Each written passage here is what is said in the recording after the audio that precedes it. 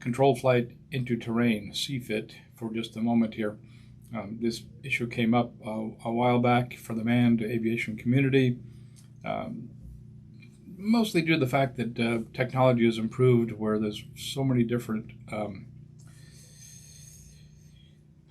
mechanized or automated features for an aircraft. It has a wonderful autopilot nowadays. It holds altitude and headings and navigates by itself, basically. And human beings are really good active participants in what's going on, but with the automation, it becomes easier and easier to be. It becomes difficult to monitor what's going on. Who's really in control of the airplane? We have an assumption that the automation is going to take care of that. Okay, so how does that apply to drones? Well, we have all these, in many of the consumer grade and, consumer grade is the best way to put it, drones that are being produced. They have liability issues, so they're putting a lot of safety features into them. One, of course, is the irritating, verify that you'll fly in this airspace thing that you have to check off on DJI drones, which I understand, right? If they detect you're near an airport, they want you to really be aware of that, so they remind you, and you have to click through all that.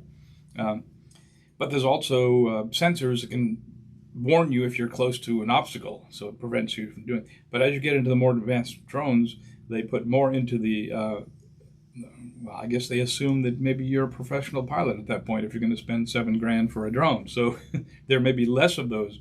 In fact, we picked up this Parrot an FA the other day, and I took it flying, and it has no features as far as collision. And I came pretty close to a few obstacles. That would have been a real shame to crash into an obstacle.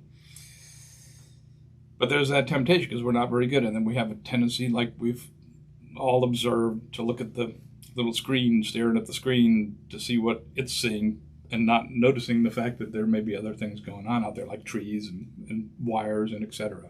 So there's a very real possibility of hitting something, is what CFIT is all about. Controlled flight into terrain. Now, if the motors quit and the drone falls to the ground, that's not controlled flight. That's uncontrolled flight. There's not much you can do as a pilot, but just flying into the wall, that's our responsibility to make sure that doesn't happen. And that requires situational awareness, which we've talked about before. So that's controlled flight into terrain. One example of that is flying around towers, like if you're doing a tower inspection or just checking them out. And we've done a couple of those exercises already, but we haven't done one with guide wires.